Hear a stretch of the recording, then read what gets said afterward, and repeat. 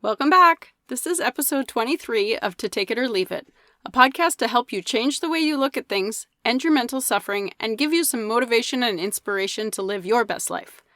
I'm so glad you're here. I'm Val Poirier, and I'm your host. If you haven't done so yet, please hit that subscribe button so you never miss another episode. Today's topic is how to deal with difficult people. Everyone is born a difficult person. Demanding and entitled, unable to communicate your needs. And as you grow up, hopefully these things change. You learn the skills of compassion, understanding, forgiveness, communication, and empathy. Sometimes this is from your caregivers, but other times you are left to learn these skills on your own. And sometimes you never learn these skills. The world is full of difficult people, never looking inward to improve themselves. They aren't going away, and you can't ever rid them from your life, but you can learn to get along with them. As a recovering difficult person myself, I am an expert at spotting difficult people. The reason I'm really great at this is because the more I learn about myself and outgrow my difficult behaviors, the more I can spot them in other people who have not outgrown that behavior yet, and in some cases aren't even aware of it. And let me tell you that as an adult child of an alcoholic, I had a ton of difficult behaviors to outgrow, and I'm still working on some of them. Signs that you might be a difficult person. You hardly listen to others. You have fixed and rigid ideas. The only way of thinking is your way, and you're unable to see a different perspective. It's very black and white thinking. Your communication style is to listen to respond instead of listening to understand. Or sometimes you change the subject completely if it's not something that you are interested in, regardless of the other person's interest. You are not the center of the universe, and neither is anyone else. For a short time, babies and kids are the center of the universe because this is how they learn to meet their own needs. This is a necessary part of growing up and learning process for them. Number 2, you are quick to criticize and easily irritated by others. Their behavior really bothers you and you have trouble accepting their individuality, especially when it's very different than yours. Some people claim to be for diversity and inclusion, but yet their social circle is a bunch of people exactly like them, and you don't belong if you're different. People are unique, and that is one of the most exciting things about them. There is only one of them. They have so much to offer from their perspective on the world, and so much they can teach us to expand our minds. Number 3. You focus on the negative and drawbacks to an idea. When someone is excited and tells you about an idea they have, do you automatically start talking about some of the challenges they might encounter or the negatives to the idea? Do you become the devil's advocate? This is really demoralizing for the person with the idea. Supportive people ask questions about the idea and ask how they can help. I remember when I had first decided to start a life coaching business and I told one of my friends, she immediately jumped to what she perceived as the negatives. I remember thinking, why can't she just be excited for me instead of picking apart something that I'm very excited about? Number 4, you lack patience and tolerance. When people don't catch on to things as fast as you would like, you get very impatient. You have trouble understanding why you have to clarify yourself when people don't understand you. As a mom of many, this was something I had to learn, and I had to learn it fast. Not only for my sanity, but for the sanity of my whole family. No one will ever see the world the same way you do, and the sooner you can drill that into your brain, the better off you will be. No two people process information the same, nor do they have the same experiences. So it makes sense that they would have different thoughts, feelings, and perspectives than you do. As a mom, I had to get very good at breaking things down to the basics to teach my children how to do things without shaming them for not knowing, and to put myself into their shoes. How would they know if no one had taught them yet? And sometimes it takes more than once for them to really get it. But sometimes it takes me more than once before I get things too.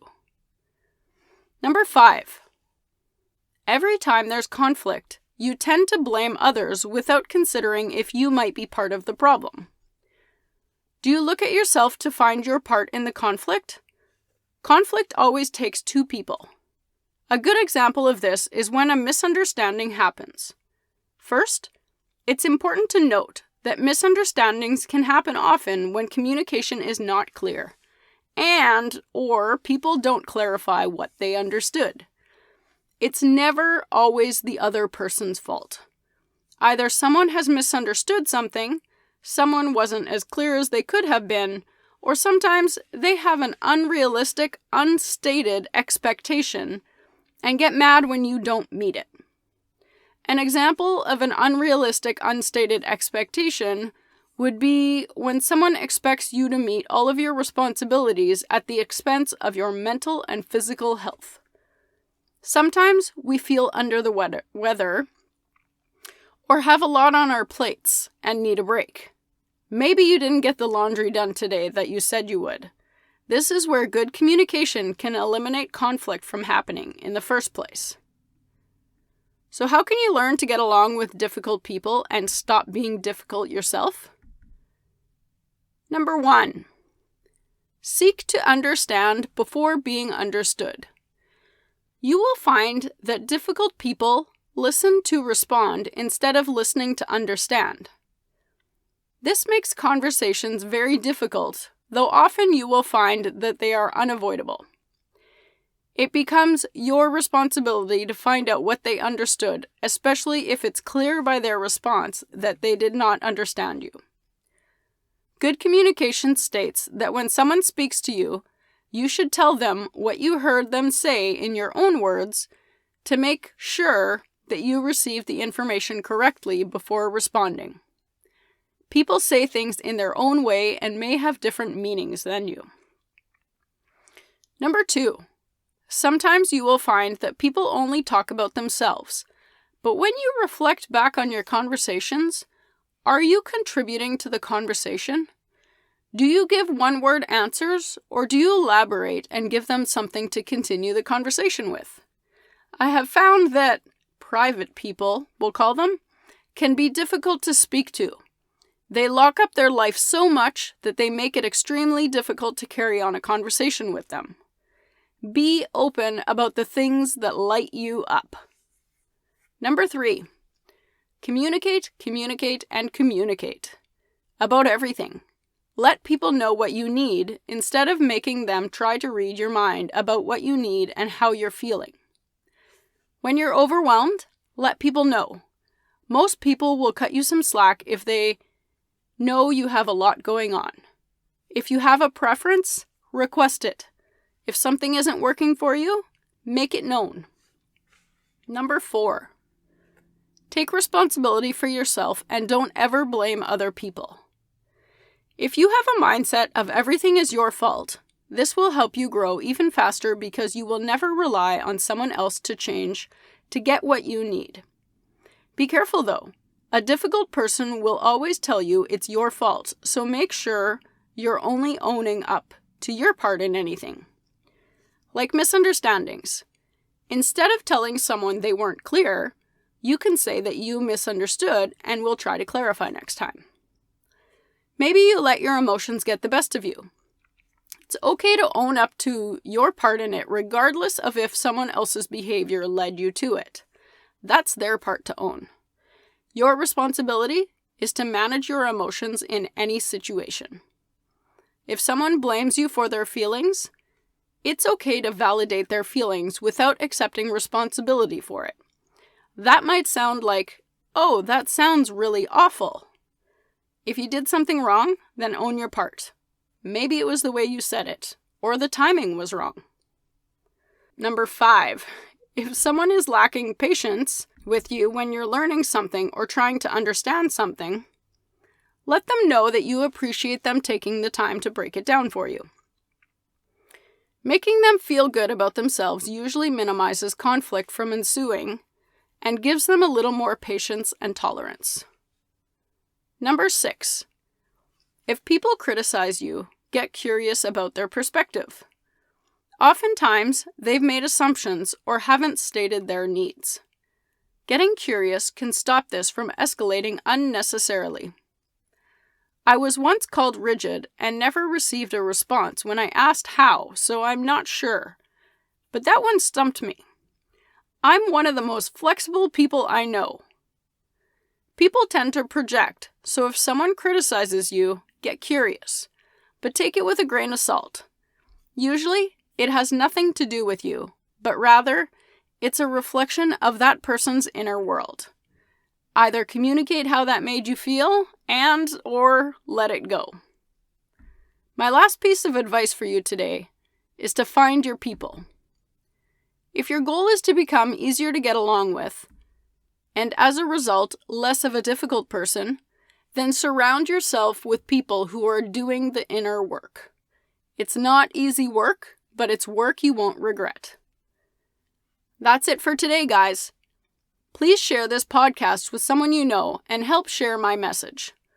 The goal is to grow the podcast, and I can only do that with your help, so I appreciate it. I do this for you. Remember to love yourself first. You know yourself better than anyone else, and be confident that you'll make the right decisions for how to live your best life. If you're looking for more motivation to achieve your goals in life, join my Facebook group. This is an amazing community of like-minded people. You can find it in my profile on Instagram at Val C. Poirier. VALCPOIRIER. Also, tag me in your stories with my podcast and what you think or what you're doing while you listen to it, and I'll share it right back in mine. You are worthy and you are beautiful, and I truly appreciate you all. Keep reaching for your goals. You got this. See you next time.